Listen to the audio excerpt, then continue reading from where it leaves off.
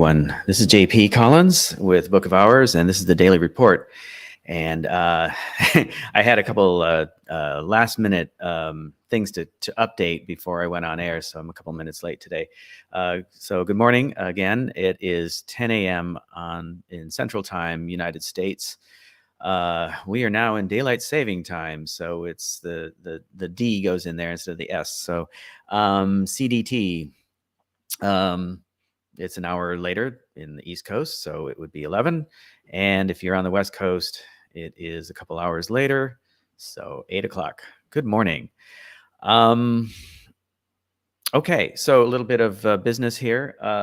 Tomorrow, the show is going to be on at 1 p.m. Got to take care of some things in the morning, so I won't be here at 10 a.m. I'll be here at 1 p.m. Central Daylight Time. So I wanted to come back to some of the things we were talking about. This is, in fact, the Daily Report, but it is also a fundraiser. And I wanted to make sure that everybody knows that. It's a fundraiser. And I'm doing these shows because I am now unemployed.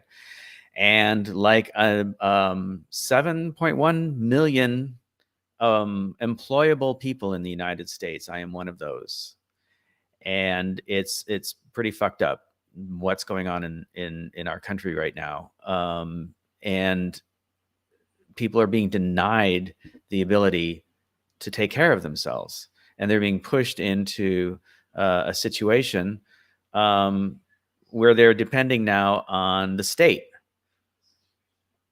and that's no good. That's not good.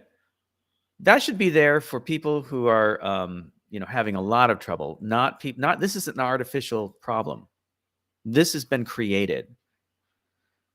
And if you are one of those people out there like me that are, looking for employment because the corporation let you go or the state let you go or whatever, because they're fulfilling some agenda, then you know what I'm talking about. The world of unemployment right now is a much different world than it was even last year. But I'll get into that in a minute. I want to take care of some business first. As I mentioned yesterday, we've had some donations, personal and to Book of Hours, and some of the personal ones, have helped us alleviate some of the stresses that we're dealing with. But the Book of Hours donations, we are still $325 short of our $500 goal for this week. We have made 100 and whatever it is, 175, whatever it might be, whatever that is. So we were $325 short of that $500 goal. So we are not out of the woods yet. We do need your support. We do need your donations, and $20, $10, whatever it might be, you can help us by becoming a patron and giving us a monthly stipend. At patreon.com/Book of Hours. You can see that down there in the ticker right now. There it is. Become a patron at patreon.com/Book of Hours. You can become a paid subscriber on Substack. And Substack is a place like Patreon where you can get extra content that we're producing. Julie's been writing. I will start writing more. But it's been all hands on deck lately. And that's why we created this live stream. So we've been getting some positive feedback. People like it. We're happy to produce this, but it's also being used as a fundraiser. So I enjoy doing this too. I enjoy talking to all of you and doing the things that we're doing. Reading the morning email. Sometimes I skip it if I'm not broadcasting it. Sometimes I don't.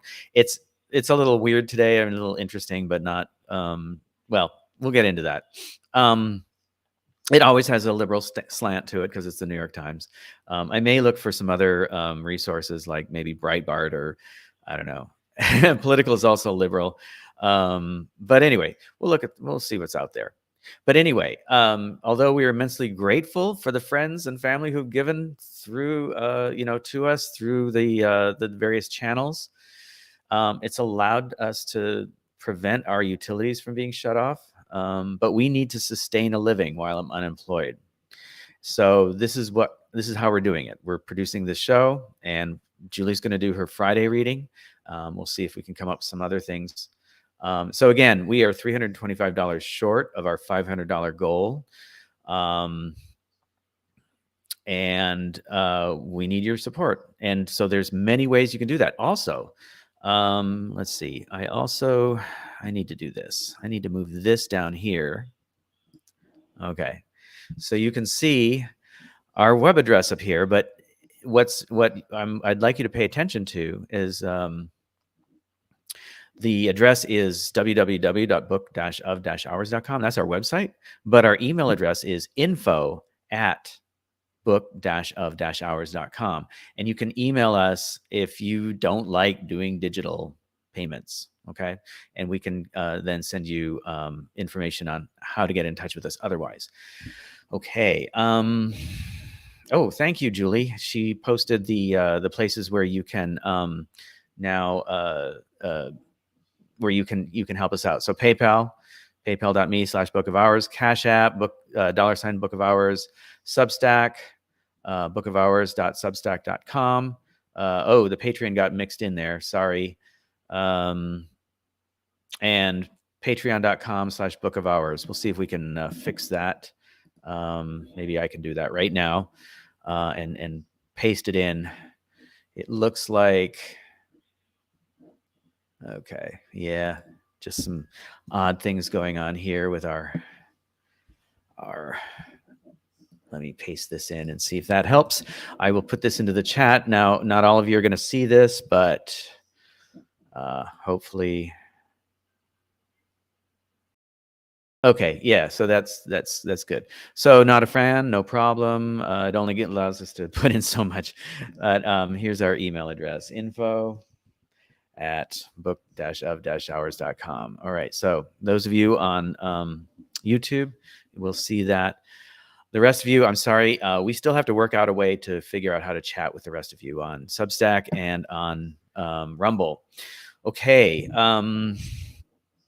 Before I get into the reading today, I wanted to share some other content with you.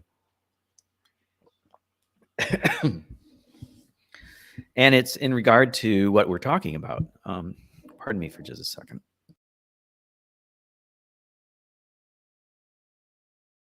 And that is to do with, the way the work world is these days, and unemployment. Being unemployed in the 21st century is way different, like I mentioned earlier, than it was even a year ago. So 2025 is much different than 2024, or even, 2022. In the 21st century work world is a different place than it was, 30, 40 years ago. And we live near an air base. The alleged hurricane hunters are at that air base, and they fly prop planes, and one just went overhead. They seem to always do that while I'm broadcasting. You don't hear it, but I do. Thought I'd just mention that. Anyway, so the thing is about employment now, or trying to find work. It's no longer about just like handing out applications or sending out your resume to, and getting interviews. I have a website and a portfolio on that website. I have my resume that you can download on that website. I make applications online to companies. I include my website, my portfolio, my LinkedIn profile, my resume, and if they allow it, a cover letter. Okay. And I've been doing this to hundreds of companies and to agencies who claim to be looking for UX designers. And I have a stack of auto response canned rejection letters, emails that if I printed them out, I could probably wallpaper this back wall with them. Okay. So it's at that level. All right. And if you go to LinkedIn and you start looking around, LinkedIn, of course, is the Facebook of the work world. Okay. Facebook is, its own thing, but LinkedIn is the sort of the corporate world, work world equivalent of Facebook. And you see people talking, and there goes Roxy. You see people on LinkedIn talking about their experiences, and there's a lot of despair out there, with good reason. There's a lot of despair out there, and it's It's really hard on people to continue to get these rejections or not hear anything at all, right? A lot of people are being ghosted, and in a lot of cases, I get ghosted as well. Unemployment seems to be as much a psychological game as it is an economic one. So we're finding that, just like with COVID, just like with other things like the 2008 crash, it's almost as much about studying how people behave in these situations as it is about the thing itself. I remember in 2008 going to an event that was sort of like a I don't know, networking event for the unemployed. I had just closed my business, and so I had to find a way to, find employment. And it was sponsored by a local church, and I was down there in their basement, and I saw hundreds of people I'd met before, actually, that I knew from other networking events and other things, who were all unemployed, and they all had these like looks on their faces, just like they were just shell shocked. And it was really hard to see. I was used to that kind of event. I was used to not having a regular paycheck because I was running my own business at the time. So I was always on the lookout for, people to, to sign up to become a client.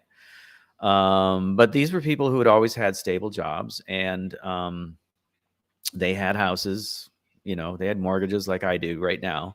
They had kids in school like I don't have right now. And they were scared, and that sense of despair, I think, was going on then as well. So coming back to what I'm talking about now, I mean, these kinds of things have been going on for a very, very long time.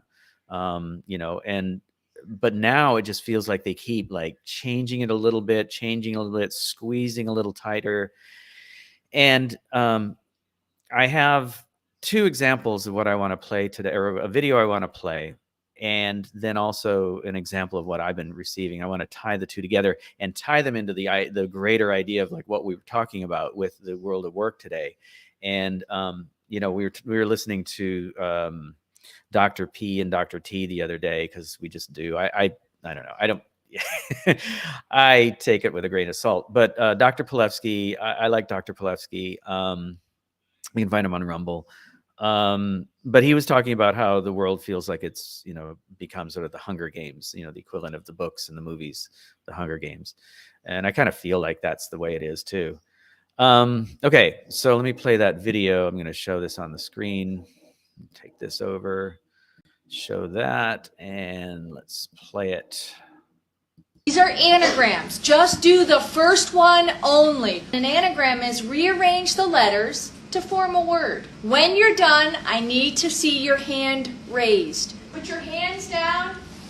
Let's just go to number 2. Don't even worry about number 1. When you're done, I want to see your hands up. For number 3, rearrange the letters, and as soon as you do, go ahead and put your hand up. Here's what you need to know. You were both given 2 different lists. This side of the room was given these 3 words. And left side of the room, here you go. They were given bat. What would the word be? The second one, they were given lemon. Brian, the word? Melon. They were easy. The trick here was both of you were given the third word, which was the same. The third word was cinerama, which was American. Your first 2 words on this side of my classroom were not solvable. They were impossible tasks. I'm sorry. I know, but here's what we did this for.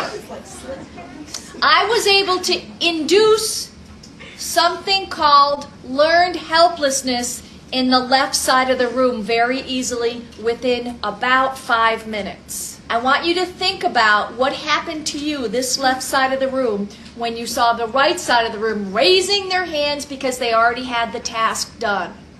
Jory. Felt stupid. You felt stupid? Yeah. Okay. I felt rushed. Felt rushed? Joelle? I was even more confused. You were even more confused because they all got it and you were still struggling. Chelsea? Frustrated. Frustrated.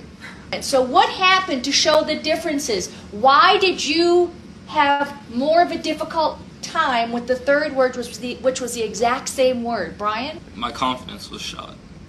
What you experienced was a term called learned helplessness. How many have heard of the term before? Let me see your hands. Learned helplessness is often used in the academic literature to mean what? Jory? Basically, they fail once or can't do something one time, and then they apply that to everything in the future.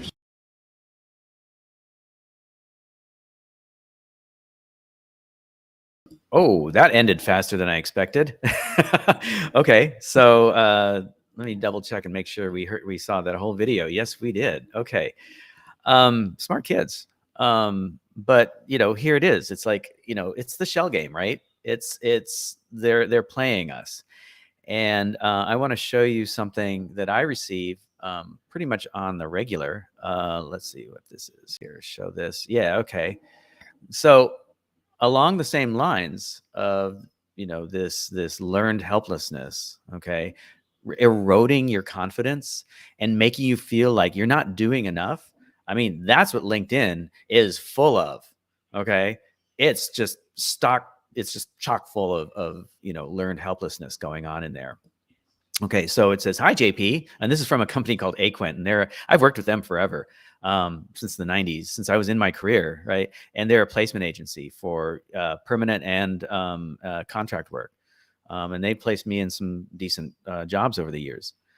It says, "Hi JP, I just wanted to give you a quick update on your application for the UX UI designer position with Aquent." It's perky, so I'm reading it in perky kind of way, because it was written that way. By the way, this was written by AI. This was an autoresponder. This wasn't written by a human. This was AI, and it was kicked out automatically to me, but timed in such a way to make it look like somebody reviewed my resume and whatever. Okay, so it came out at a certain time. Maybe 12 hours after I did it, after I applied for the job. We're making our way through a pool of 140 candidates. Now that number changes depending on, the job.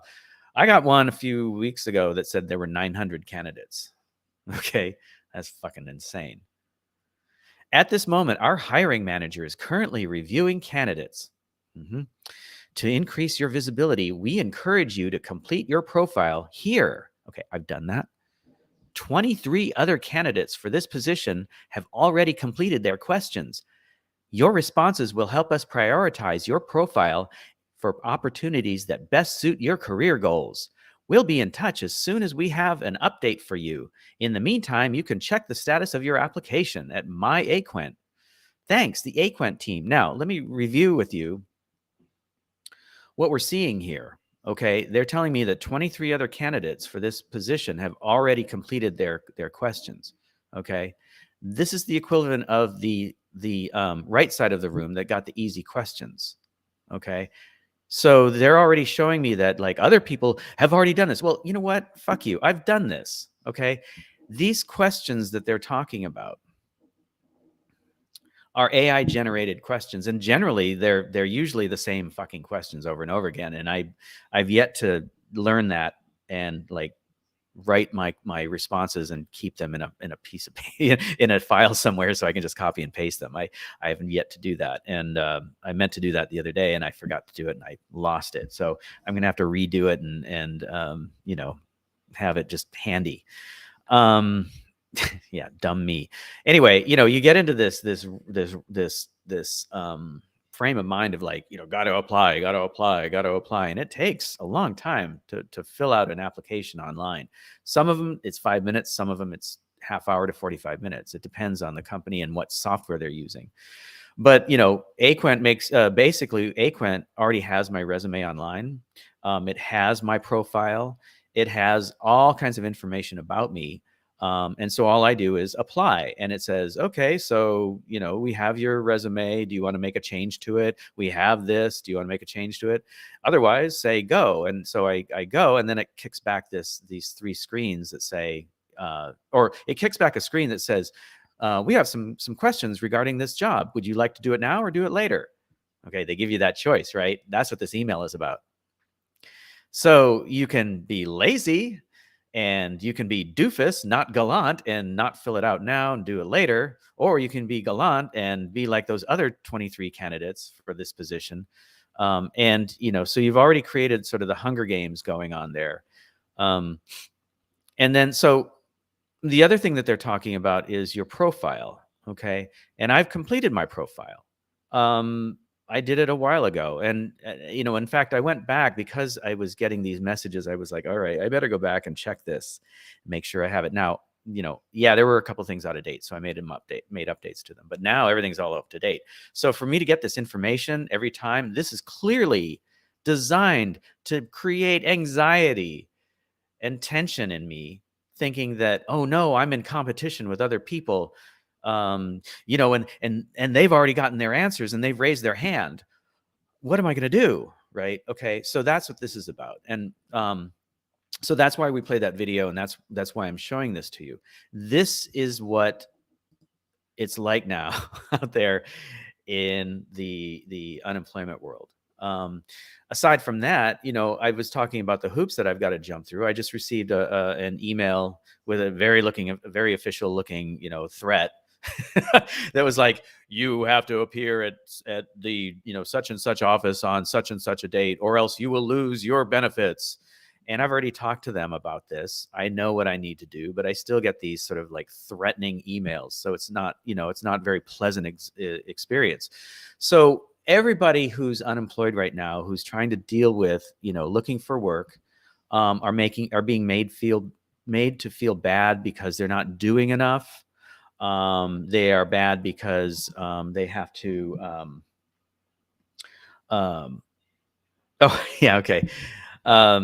Because they need to do more. If you go to LinkedIn, you're not doing the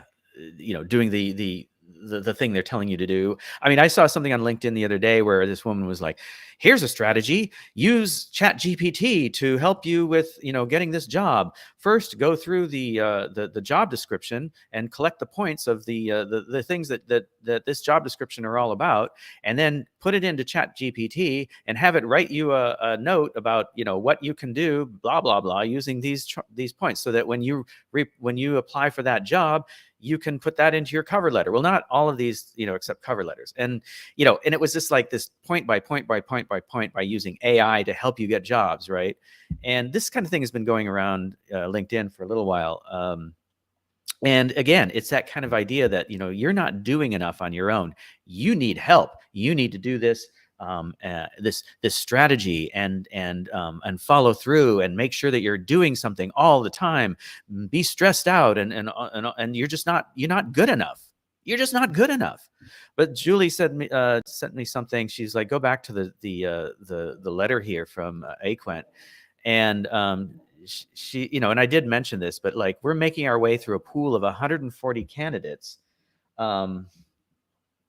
As opposed to, oh, right. Okay. So yeah, her point was they're all getting this message too. Okay. So even the 23 other candidates that have already done their profiles, like me, right? I'm actually among those 23, but I'm still getting this message, and it's designed to place anxiety on me. Okay. It's designed to make you anxious about you're not doing enough. Okay. And so that blame and shame is part of the game, part of what's going on here. And we found this with COVID, and we found this with other things as well. And so this nudging, Julie says, there are actually no 23 candidates ahead of the game. Well, that may be true. That may be a made up number. But I have a feeling that there are some lazy people out there that just haven't solved that anagram. And they haven't done their questions. And so I feel good because I'm part of the 23. You see how this works? Okay. So I'm going to hide that. And yeah. So this behavioral manipulation is part of the process. And it's, again, like I was saying, it's like the Hunger Games, and it's making all of us get into this idea of learned helplessness. It erodes our confidence, like that one kid said. It makes it impossible for you to think strategically, or even just like go back and like ground yourself and say, you know what? I did everything. I did everything I can. I am not a bad person. I am just another person trying to find work. And this idea of, applying online, this is also a learned behavior, right? I've been applying online for 20, 25 years. I had a website with my portfolio that long ago, 20, 25 years ago. This was at a time, back then it was at a time when people still wanted me to bring in a paper resume, and it had to look really sharp and really cool. And I'm like, but my portfolio, and they wanted me to bring in a physical portfolio, but my portfolio is online. I'm a digital designer. It's online. Go to my website. And they were like really resistant to that. So I was even ahead of the game, and it still was a problem, right? It was still a problem. And so what we're finding is that, this is not about whether you can do the job or not. It's about connections and whether you can connect with somebody or not. And this interface of, digital communication, websites and LinkedIn and applying online creates a big, thick digital wall between you and that person who's on the other side. There is no personal connection anymore. To the point where it's like, instead of going in for an interview, I have video interviews with people. And this is taking place in San Francisco, even when there was somebody, when I was in San Francisco and the job was in San Francisco and somebody could, easily just have me come in. This is about saving time. This is about saving money.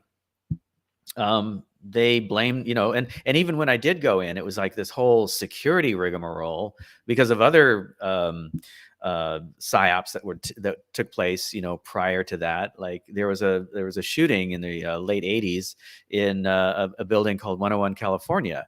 And, they use that as their excuse to keep people from just walking into office spaces. And then, because any time after that, you had to have security clearance. You had to go through, you had to have a badge, and you had to swipe that. And they didn't want people coming in to drop off their resumes. They didn't want people just dropping in to have lunch with their friend. They didn't want people coming into their office at all. Okay. They wanted this protection. And it's been a slow setup over time to erode the personal from the workplace and from making connections in order to find those jobs. And it makes it easier for people who already have built-in connections, like family or, just other connections, school, if you went to the right school. I went to a networking event one time when I was running my business, and it was the most discouraging thing I've ever experienced in my life. And it was class war, basically. I went to this thing. It was called it was graduates of, it was called the alumni group, I guess. And it was for graduates of, all the schools, Cal, Stanford, blah, blah, blah, Harvard, et cetera. That's what the guy told me. I was talking to somebody at the bar, and I said, so, what's this about? Because I graduated, but I graduated from the People's School. I graduated from San Francisco State University. And, it was a plebeian kind of experience. It was not Stanford. It was not a private school. Cal is even like a public school, but it's like the upper end echelons of public universities, right? So all these people went to these great schools, and here I was, this working class kid trying to, sell my business to people. And I immediately felt looked down on because I had to ask what this was and trying to talk to somebody. And it's like, oh, all the schools. Yeah, well, not my school. Okay. So it's been this way for a long time. And Julie's going to talk about something on her Friday reading regarding, yeah, thanks for the intro. Yeah, that's a nice transition. Julie's going to talk about somebody with connections on her Friday reading, and it's in regard to the Doge gang and this one particular kid who's getting a lot of attention and a lot of ire. But she says, speaking of schools, let's get to the morning reading. That's why we're all here. But let me just say before I start reading it, this is also a fundraiser. So we're $325 short. So please donate now. Give us some filthy lucre. No, what we do is we need your help. So make a one-time donation to paypal.me/Book of Hours, Cash App, $ Book of Hours, or become a patron at patreon.com/Book of Hours. Or you can go to Substack and be a paid subscriber to Substack at bookofhours.substack.com. Okay. So we need that help. We need that support. We are still shy of our $500 goal. We are at Wednesday and we aren't even halfway there. So we need that help. Okay. Let's go to the morning reading. Whoops. The morning email. Lubricate my larynx. Good morning. We're covering Trump's layoffs at the Education Department, tariffs, and spelling bee. I don't know if we'll get into that, but we're going to talk about this. And this is a generic photo that says it's in Atlanta. Who knows? Education Reform by Diana Goldstein. I cover education. Okay. You can always tweet these people, by the way. Last night, the Trump administration fired more than 1,000 workers. Okay, what?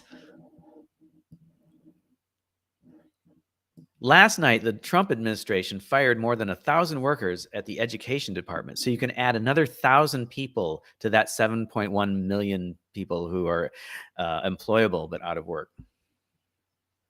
It's not gone, meaning the Department of Education.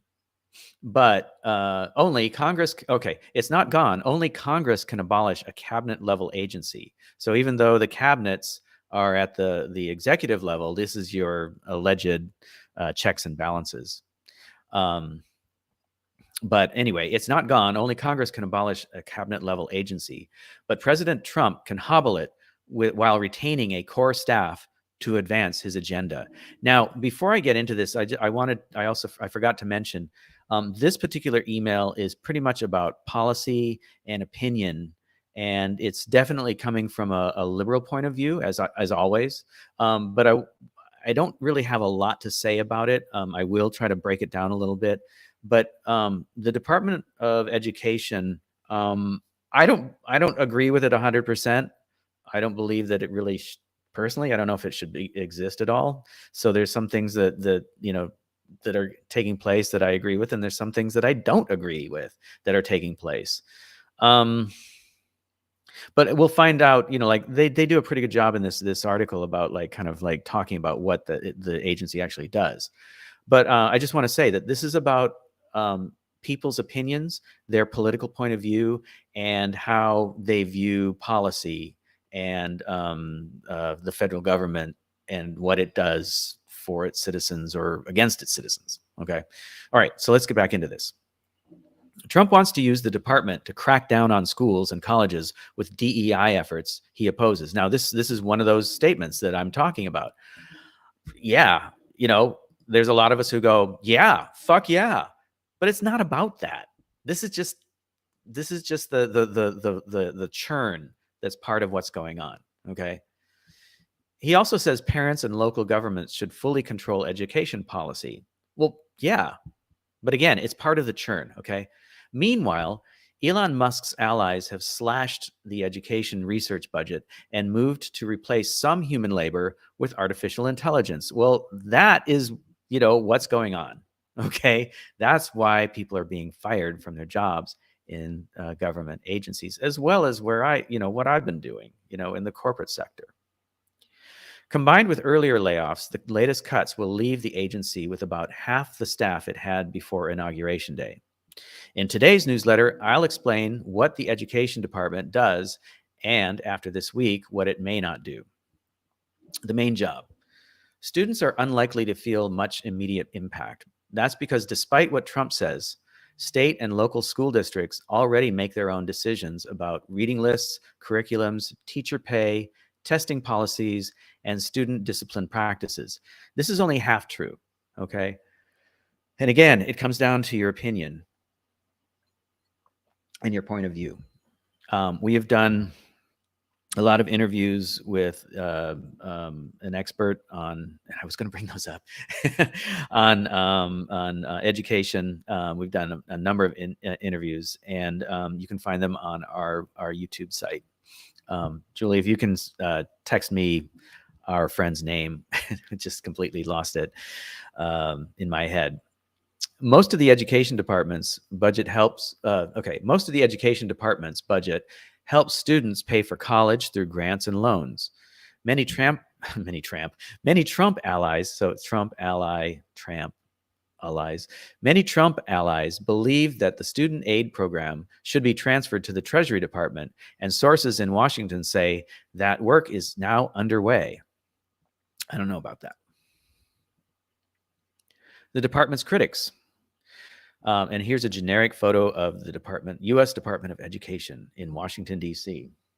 Lynn Taylor, the Common Core diva. So go back and look for videos with us interviewing our friend Lynn Taylor. And she goes by the Common Core diva. So you can find those in our long list of videos on Book of Hours. And those will be both in, the regular videos, but also there's a button you can, or a tab you can check to see all our live videos. Okay, so it'll be in there as well. The federal government has collected data and conducted research on education since the 19th century. But historically, both Democrats and Republicans have doubted whether the United States needs a cabinet department for this. Okay, so it already out the gate, the Department of Education is a controversial agency. Okay. Jimmy Carter created the department in 1979. So it's not that old, but it's been around a while. Not quite 50 years yet. Fulfilling a campaign promise to teachers' unions. So this is, partly why I think the conservatives have always been against it, because Jimmy Carter and teachers' unions, they're always going on about teachers' unions, basically created this thing together. But even he was skeptical. Okay, so the New York Times is taking an interesting approach here. They'll get into this in a second. So let me just keep reading. Jimmy Carter created the department in 1979, fulfilling a campaign promise to teachers' unions. But even he was skeptical. At a celebration of the agency's creation, Carter tempered the crowd's exuberance, warning, "This thing won't work as well as you think it will." And I'm not going to attempt a Jimmy Carter imitation. Some liberals flatly opposed the department back then, believing that a single federal agency should handle all the programs, healthcare, cash welfare, and education that affects kids. I'm not sure about that, but again, this is another one of those things. It falls into how your viewpoint, your view of the world, and filtered through your political views and how you see policy. Okay, so even liberals back then opposed it, but their idea was to make a bigger, more extensive and centralized department that would handle all these things for kids. Okay.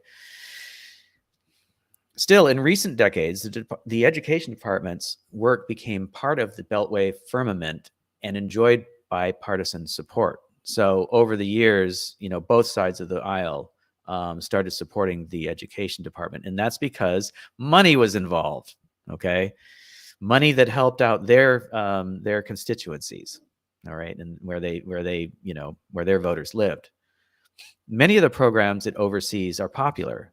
Those include Pell Grants, which pay for college tuition, and the Individuals with Disabilities Education Act, which helps disabled children get services. Now, I want to back up here. I just want to say, Pell Grants are not available for everybody. I was always one of those kids that fell, like now, you fall in between the cracks between being able to afford to go to college and getting a Pell Grant. you make too much money to get a Pell Grant, but you don't make enough to pay for college. I ended up going back to school as an adult. And the way that I was able to afford to go to college was A, go to a state school that didn't cost that much money, and B, be married while my wife works and pays for the rent, and I work and pay for school. So that's how it worked. Okay. So I did not pull myself up by my own bootstraps. And it makes it hard. That squeeze there in that middle, it forces people like me and others that I've known into student loans if they want to go to better schools. I was able to go to a cheaper school, so that's how I dealt with it. Trump's education goals. The right's view has changed in recent decades. So maybe some of these people that were supporting this department, maybe some of those have moved. I think that the political right has probably become more prominent, and some of these things have changed over time. Less globalist and maybe more nationalist. Okay, so speaking of globalists, Republicans like George W. Bush thought the federal government had an important role. It should ensure that students really learn at school, and it should push more students to and through college. Okay, Trump's movement has a very different agenda. He and his allies want to give parents public dollars they can use to pay for private school tuition and homeschooling. This has been a bugaboo since I was a kid in Catholic school. My parents were, always wishing that they could get some sort of stipend from the government to help pay for private school, Catholic education, parochial school. But I ended up going to public school in high school. But, this feels like socialism for rich people. Okay. And again, it comes into that whole point of view, right? So it kind of like, it feels like it's an approach that is the opposite of the whole point of view that the MAGA crowd are pushing.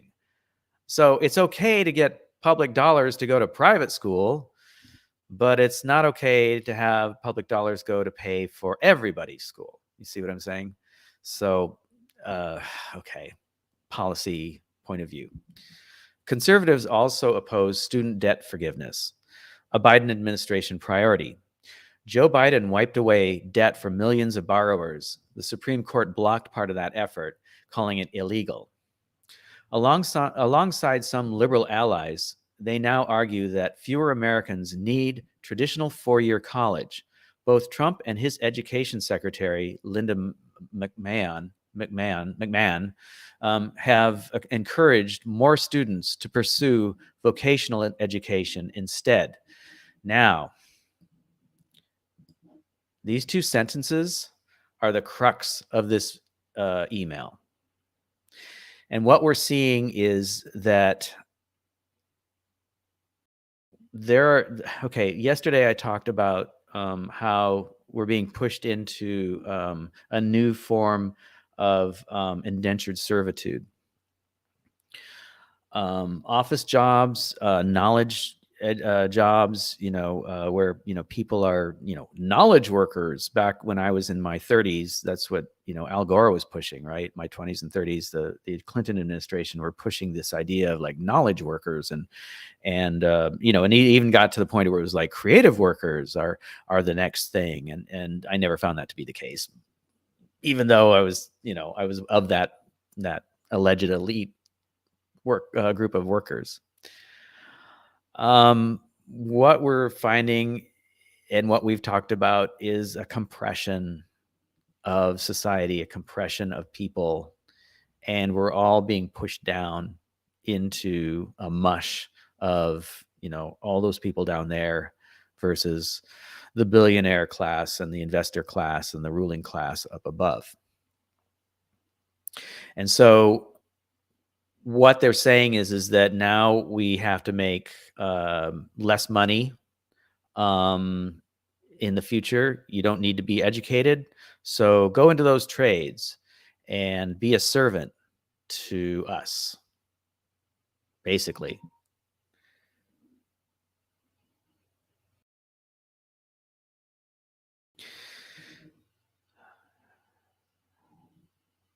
Yeah. Okay. I was going to say something else, but I'm not really sure what that was going to be. All right. So that's the crux of this email. It's right in the middle. Okay.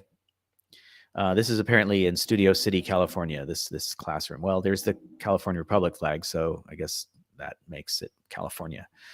Trump officials posit that test scores are low because of the federal role in education. Huh? Okay, whatever.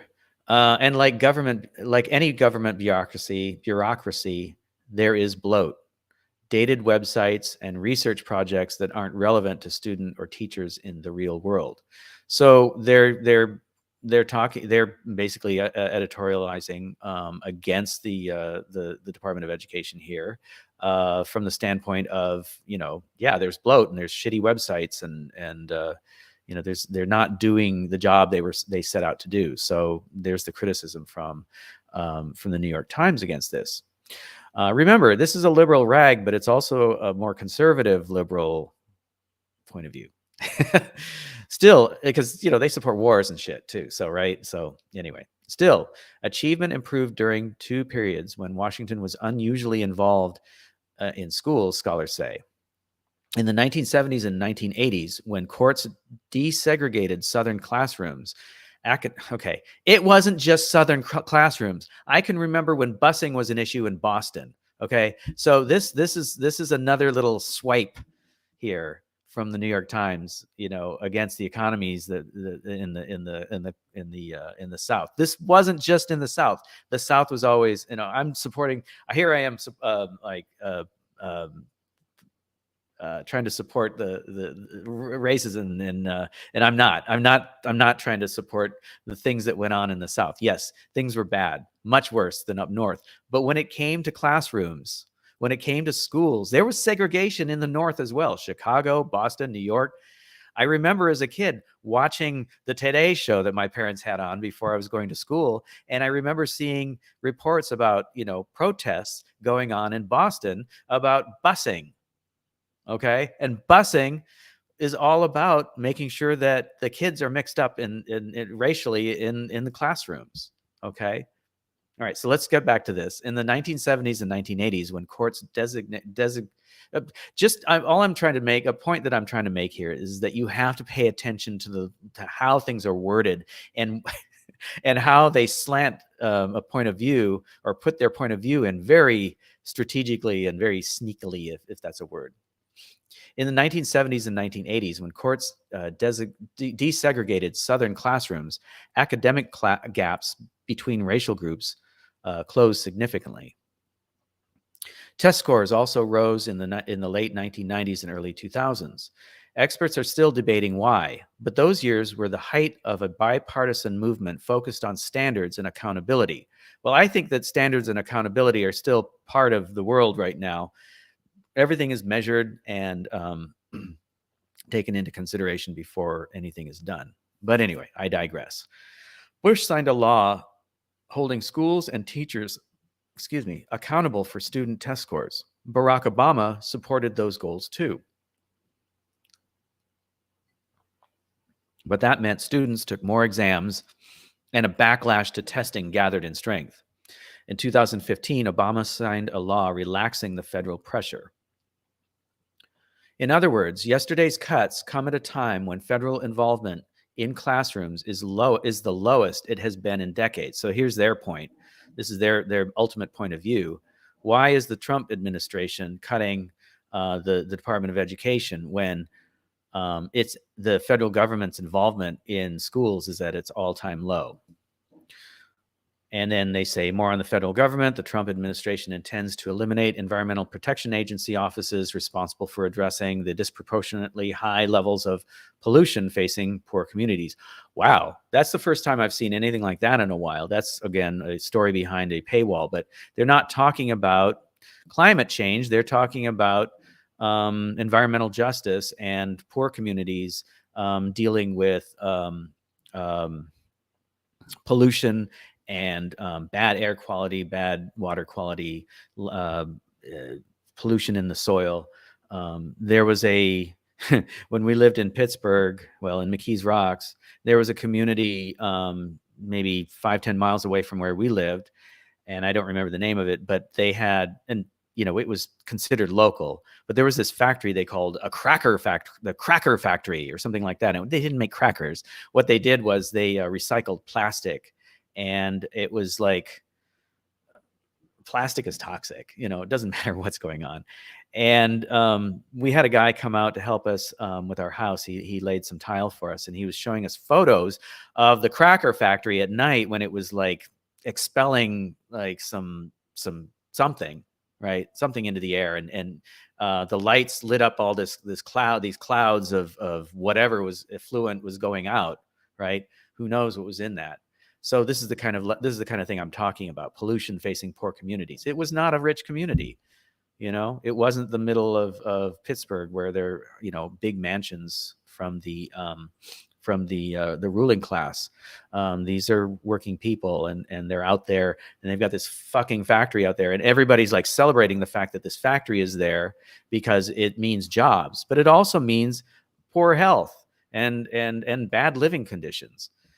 So, I am definitely against, something like that. Now, I know that there's overreach from these agencies and things like that. But at the same time, Congress and the presidents for the last 40 years have been eroding all the gains that were made in the 1970s addressing water pollution, air pollution, and pollution in general. Okay.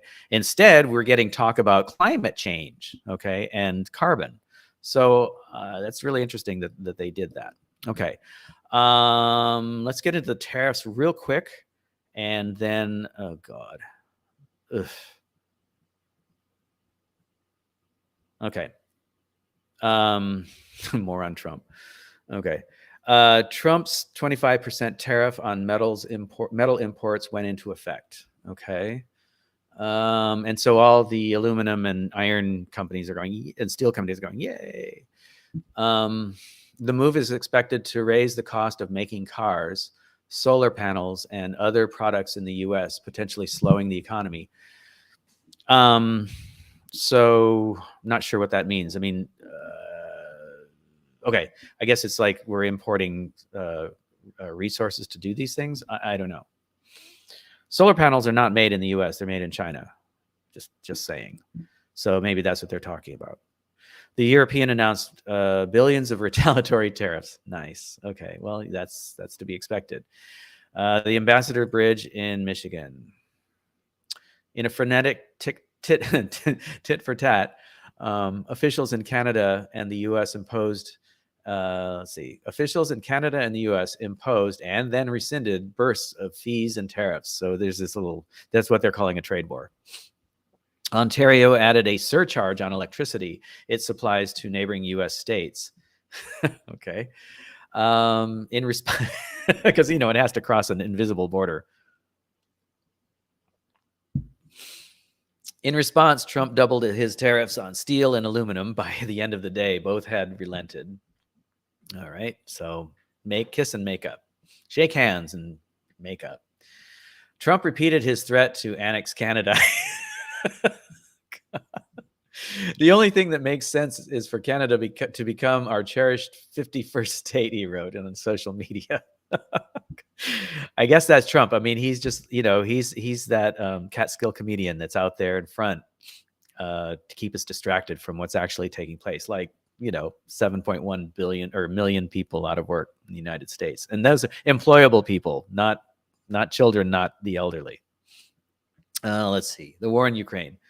Ukraine said it would support the Trump administration's plan for a 30-day ceasefire in the war with Russia. Russia has not yet responded to the proposal. Well, maybe we go, maybe we not.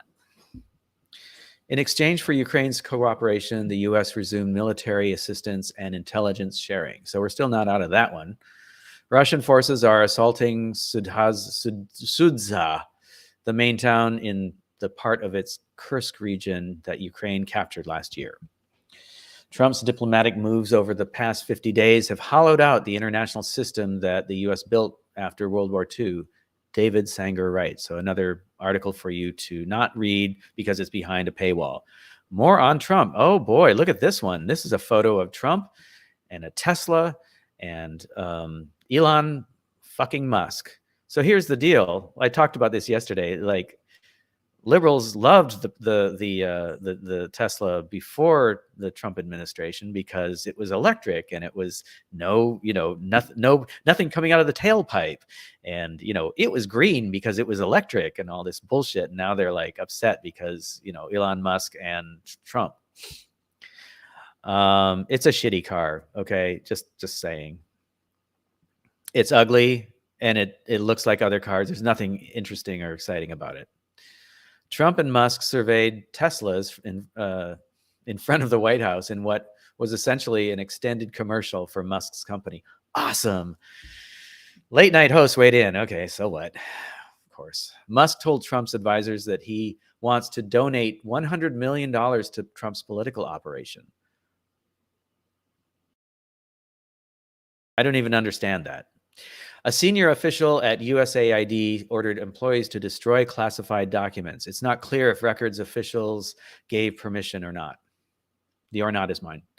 Tuberculosis is resurgent after Trump cut aid that helped treat the disease across Africa and Asia.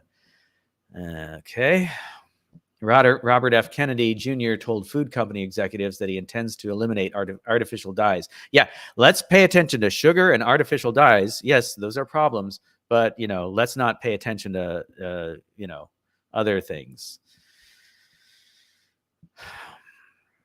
Okay. All right. We don't need to read the rest of these. COVID anniversary on March 12th. Well, we're actually, tomorrow is it was what I would consider the anniversary, but, right, for the national emergency. Yeah, 5 years ago tomorrow. Okay. That's about it. Okay, so that is the morning email. I hope you enjoyed it as much as I have.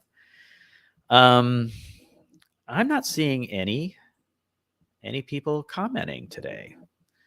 Okay, so going back to what we're talking about, I'm sure that those of you who are watching this in non-live format will be making your comments, and that's cool. We do read them.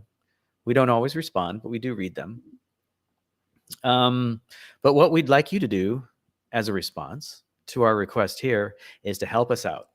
We are in a bind here, okay? I won't sugarcoat it. We need help. We're still $325 short of our $500 goal for this week. We had a goal set on Monday when I started this program.